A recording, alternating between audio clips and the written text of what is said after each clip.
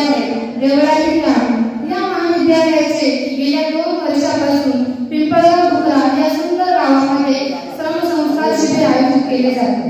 तर हे आपल्या शिबिराचे 3य वर्ष आहे। या प्रसंगी या श्रमशिबिराचा उद्देश हाच असतो की कधी आपल्या घरामध्ये आपण काही काम करू नये, हातामध्ये झाडून घेतलेले विद्यार्थी असतात, त्यांच्यावरती समाजसेवेचे संस्कार व्हावे या उद्देशाने खरंतर श्रमसंस्कार शिबिर आयोजित केले जाते। स्वयं सजीव सुंदरा सवार दे, स्वयं सजीव सुंदरा सवार दे।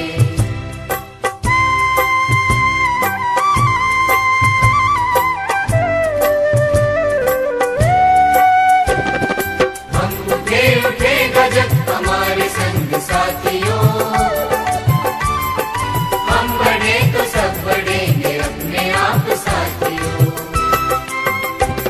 जमीन पे आसमान को उतार दे, जमीन पे आसमान को उतार दे, स्वयं सजीव सुंदरा सवार दे, स्वयं सजीव सुंदरा सवार दे।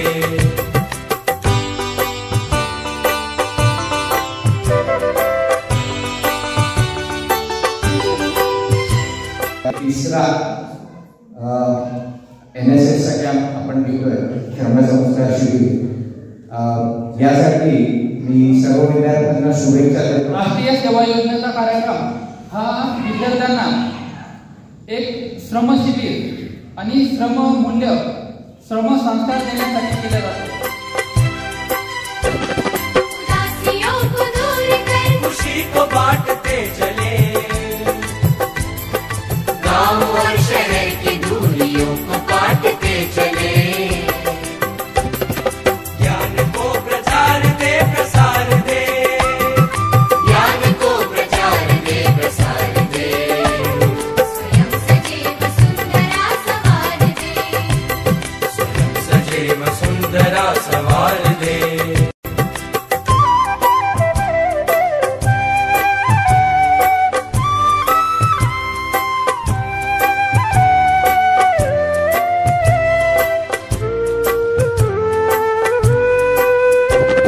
समर्थवान वृद्ध और नारियां रहे सदा,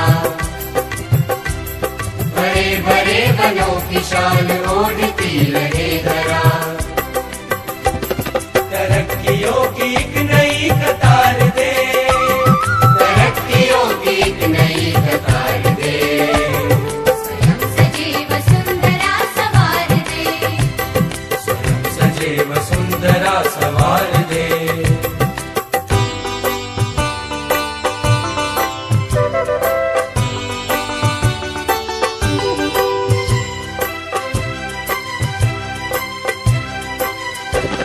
ये जाति धर्म बोलियां बने न शूल राह की, बढ़ाए बेल प्रेम की अखंडता की चाह की। सद्भावना से ये चमन निखार दे, सद्भावना से ये चमन निखार दे, स्वयं सजीव सुंदरा सवार दे, स्वयं सजीव सुंदरा सवार दे। उठे समाज के लिए उठे उठे, जगे स्वराष्ट्र के लिए जगे जगे, स्वयं सजीव सुंदरा सवार दे, स्वयं सजीव सुंदरा सवार दे।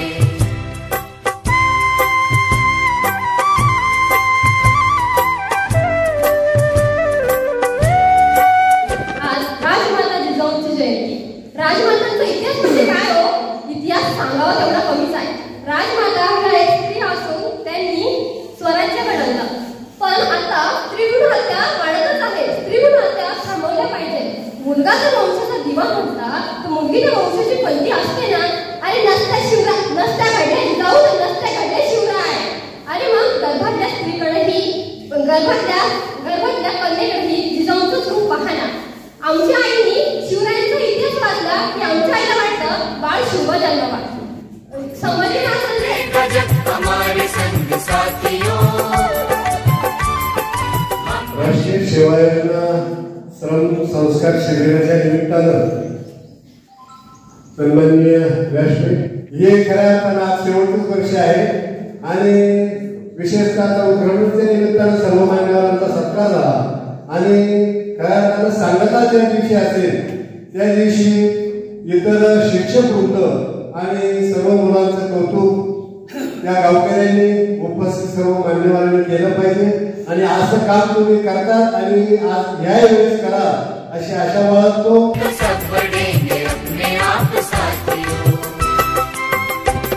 जमीन पे आसमान को उतार दे, जमीन पे आसमान को. खूप मोठा दिवस आहे. आज या ठिकाणी आपण 3 प्रतिमा लावलेल्या आहेत. राजमाता जिजाऊ महासाहेब आणि स्वामी विवेकानंद या दोघांची जयंती आहे